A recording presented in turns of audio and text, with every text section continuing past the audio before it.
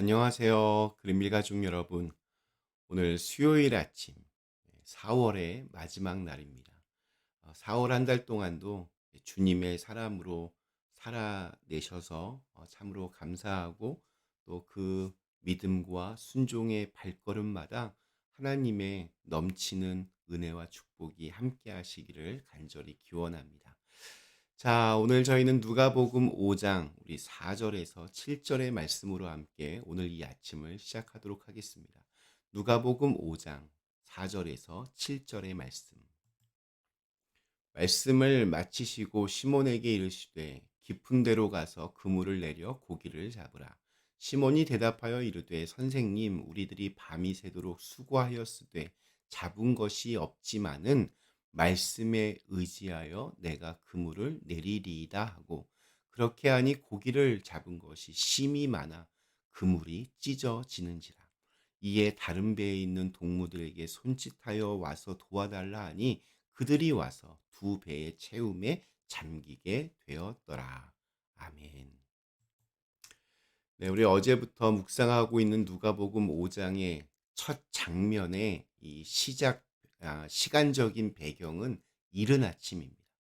우리 2절에 보면 밤새 고기를 잡는 일을 하고 와서 그물을 어부들이 씻는 것을 볼 때 그 시간적인 배경을 알 수 있습니다. 그물을 씻지 않으면 썩기 때문에 밤새도록 한 마리도 물고기를 잡지 못했지만 피곤한 몸으로 시몬 베드로 역시 그물을 씻고 있었습니다. 그런데 밀려드는 사람들 때문에 예수님이 그 배에 오르셨습니다.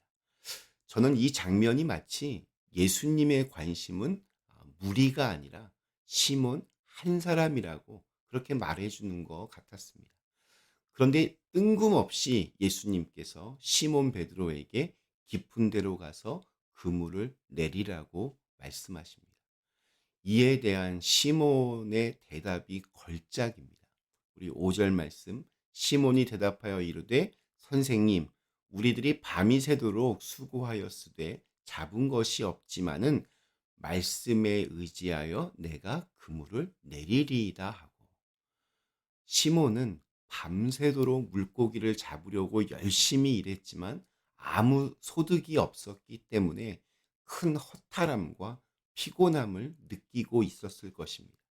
자기 배에 올라서 무리들에게 말씀을 전하시는 것까지는 그래도 참을 수 있었는데, 피곤한 와중에 열심히 그물을 싣고 이제 집에 가서 잠을 자야 하는데 갑자기 다시 깊은 곳으로 가서 그물을 내려 고기를 잡으라고 그렇게 예수님이 명령하십니다. 지금은 아침입니다. 이미 해가 뜨고 나면 그물을 내려봤자 물고기들이 그물 안으로 들어올 리가 없었습니다. 이것은 갈릴리에서 20년 이상 잔뼈가 굵은 베테랑 어부 시몬에게 너무나 당연한 상식입니다.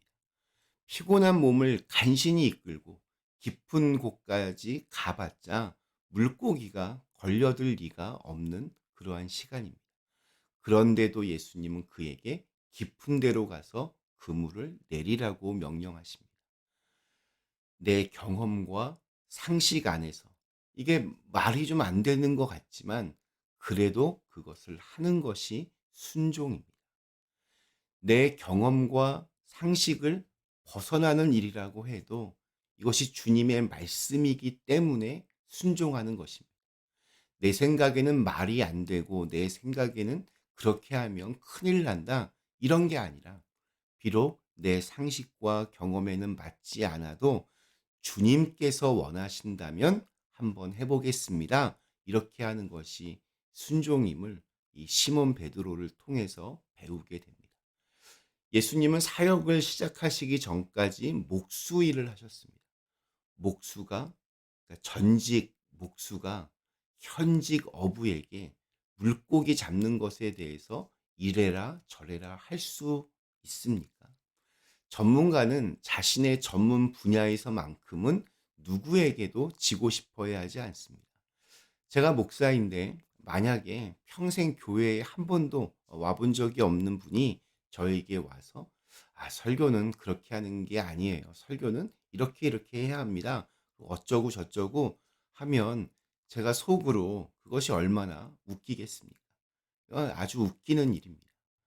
식당을 운영하는 분에게 목사인 제가 식당 메뉴에 대해서 뭐 좌석 배치에 대해서 직원들 관리에 대해서 이렇고 저렇고 조언을 하면 이게 얼마나 웃긴 일입니까? 목사인 제가 목수일을 하는 분에게 이건 이렇게 하는 것이 맞고 저건 저렇게 하는 것이 맞다고 얘기하면 이게 그 목수인 분이 보기에 얼마나 황당한 일이겠습니까? 그런데 어부인 시몬 베드로는 전직 목수 출신 예수님의 조언대로 순종합니다. 이것이 가능했던 이유가 우리 5절에 힌트로 나옵니다. 시몬은 예수님을 선생님이라고 부릅니다. 개인적으로 잘 모르는 사람을 좀 이렇게 높여서 그냥 그렇게 부르는 것이 아닙니다. 헬라어 원문으로 보면 이 호칭은 단순한 선생이 아닙니다. 즉 영어로 teacher가 아니라 master, 주님이라고 그렇게 되어 있습니다. 여기에서 선생님이라고 번역된 헬라어 단어 에피스타테스는 대장, 관원, 시장, 대학 총장 같은 이런 의미들이 있는데 모두 다 권위와 관련된 의미를 가진 단어입니다. 그러니까 시몬 베드로는 예수님이 하신 모든 말을 다 이해하지는 못하지만 능력의 주님이 가지신 권위에 내가 복종하겠다는 것입니다. 그렇다면 이것은 또 어떻게 가능합니까? 시몬이 예수님의 말씀을 듣게 만든 원인, 예수님을 그렇게 권위 있는 분으로 그렇게 알게 된 그 이유가 무엇이겠습니까? 두 가지의 추측이 가능합니다. 우선은 자기의 배 위에서 예수님이 무리들에게 말씀을 전하시는 것을 이 시몬 베드로는 가장 가까이서 들었습니다. 처음에는 뭐 그물을 씻느라 주의 깊게 그 말씀들을 경청하지 못했을지라도 가장 가까이에 있었기에 말씀들이 하나둘씩 들려왔습니다. 그 가르침이 참으로 놀라운 능력과 또 권세가 있다라고 그렇게 느꼈을 것입니다. 그래서 예수님의 명령에 순종할 수 있었습니다. 또 다른 이유는 우리 앞선 4장에서 시몬 베드로의 장모를 열병에서 고쳐주신 사건 때문이었을 것입니다. 베드로는 예수님의 권위와 능력을 두 눈으로 목격했던 사람입니다. 이 경험이 말도 되지 않는 순종을 가능하게 하였습니다. 신앙생활을 하면서 이러한 경험, 신비로운 경험, 주님의 임재를 경험하는 것이 얼마나 중요한지를 깨닫게 해줍니다. 예수님의 말씀에 순종하여 깊은 곳에 가서 그물을 내려 물고기를 잡을 때 그것이 어떤 결과가 나올지 그땐 몰랐습니다. 그러나 그냥 따르기로 작정합니다. 왜냐하면 권위를 가지신 예수님의 말씀이기 때문입니다. 자, 그러자 어떤 일이 벌어집니까?